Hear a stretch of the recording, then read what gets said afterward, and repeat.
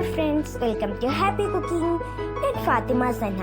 ഇന്ന് ഞാൻ ഉണ്ടാക്കാൻ പോകുന്നത് വളരെ സിമ്പിളായിട്ട് വെറും 5 ചേരുവ വെച്ചിട്ട് ഉണ്ടാക്കിയെടുക്കാൻ പറ്റുന്ന ഒരു അടിപൊളിയായിട്ടുള്ള ബ്ലാക്ക് ഫോറസ്റ്റ് കേക്കിൻ്റെ സ്പഞ്ചിൻ്റെ റെസിപ്പി ആയിട്ടാണ് വന്നിട്ടുള്ളത്. ഇത് ബ്ലാക്ക് ഫോറസ്റ്റിന് മാത്രമല്ല, ഏത് ചോക്ലേറ്റ് കേക്കിനും പിന്നെ നമ്മുടെ പുളിമേപ്പ് കേക്കിനും പറ്റിയ സ്പോഞ്ചാണിത്.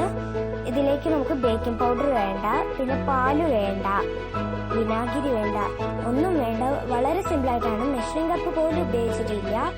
നല്ല സിമ്പിളാണ് ഉണ്ടാക്കാൻ വേണ്ടിയിട്ട്. കണ്ടോ, നല്ല സോഫ്റ്റ് ആണ്. അപ്പം നമുക്ക് വീഡിയോയിലേക്ക് കിടക്കാം.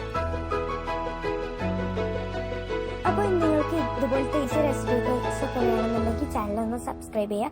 തൊട്ടടുത്തൊരു ബെല്ലൈക്കൺ ഉണ്ട്, അതും പ്രസ് ചെയ്തിട്ട് അതിൽ ഓൾ എന്ന ഓപ്ഷൻ കൊടുക്കുക. പിന്നെ വീഡിയോ ലൈക്ക് ചെയ്യാനും മറക്കരുത്. അപ്പോൾ നമുക്ക് വീഡിയോയിലേക്ക് കിടക്കാം.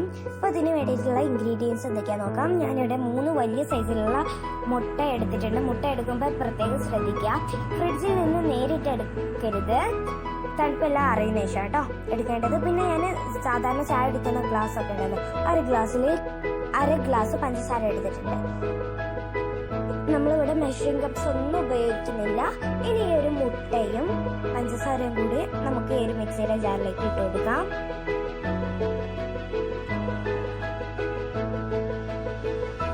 കൂടെ തന്നെ ഒരു നുള്ളു ഉപ്പ് കൂടി ചേർത്ത് കൊടുക്കാം. ഒരു നുള്ളേ ചേർക്കാൻ പാടുള്ളൂ, അതിൽ കൂടരുത്.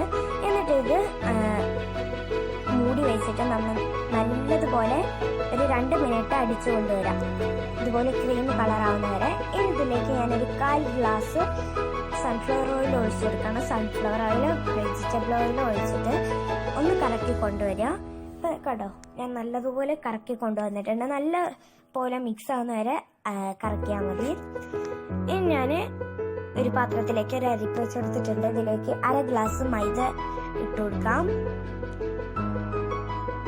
1/2 ഗ്ലാസ് മതി.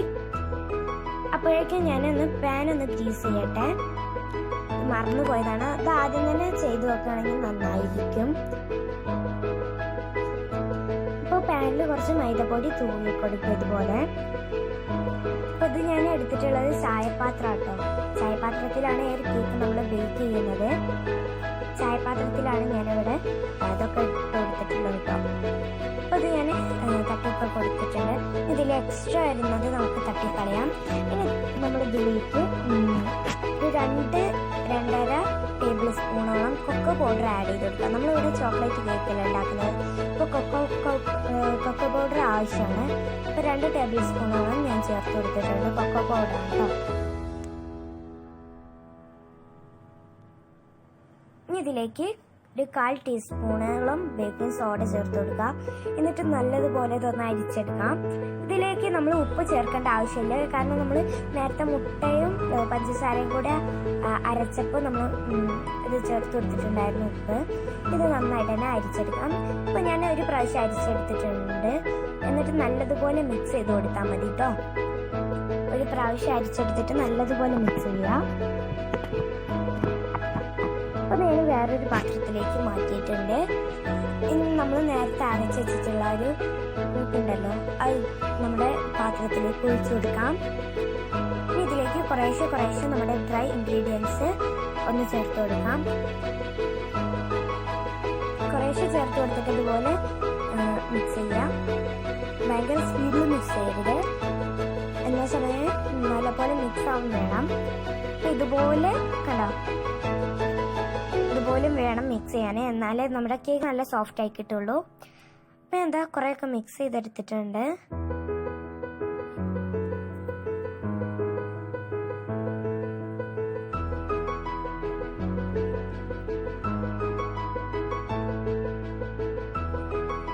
അപ്പോൾ കൺസിസ്റ്റൻസി ഒന്നും കൂടി കുറച്ചുകൂടി ഇതാവണം, എന്താ കട്ടി കൂടണം. അപ്പോൾ അതിന് വേണ്ടിയിട്ട് കുറച്ച് ഇത് ഇട്ട് കൊടുക്കാം, മൈദ.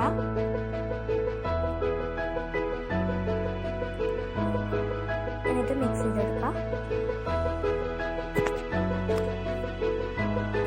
എന്നിട്ട് നേരത്തെ മിക്സ് ചെയ്തതുപോലെ തന്നെ മിക്സ് ചെയ്ത് കൊടുക്കുക. അപ്പോൾ ഞാൻ കുറച്ചും കൂടി ഇട്ട് കൊടുത്തിട്ടുണ്ട്. അപ്പോൾ ഈ ഒരു കൺസിസ്റ്റൻസി മതിയാവും. ഇതിലേക്ക് നമുക്ക് കുറച്ച് വാനില എസൻസ് കൂടി ഒഴിച്ചു കൊടുക്കാം. കുറച്ച് മതി കേട്ടോ, വാനില എസൻസ് കൂടണ്ട. ഇത് ചേർത്തില്ലെങ്കിലും കുഴപ്പമില്ല, ചേർത്ത് നല്ല ഫ്ലേവർ ആയിരിക്കും. എന്നിട്ട് ഇത് അതുപോലെ തന്നെ മിക്സ് ചെയ്ത് കൊടുക്കുക.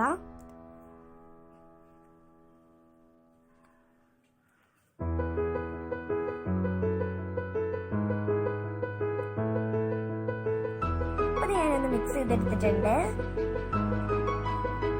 കുറച്ചുകൂടി ഇട്ട് കൊടുത്തിട്ടുണ്ടാവും കേട്ടോ മൈദ. ഇത് നമ്മൾ എടുത്ത് വെച്ചിട്ടുള്ള ടിന്നിലേക്ക്, നമ്മുടെ പാനിലേക്ക്, ഗ്രീസ് ചെയ്ത പാനിലേക്ക് ഇത് ഒഴിച്ചു കൊടുക്കുക. ഈ ഒരു കൺസിസ്റ്റൻസി ആവണം കേട്ടോ നമ്മുടെ കേക്കിന് ഉണ്ടാവേണ്ടത്. ഇതൊന്ന് നമുക്ക് പാത്രത്തിലേക്ക് ഒഴിച്ചു കൊടുക്കാം.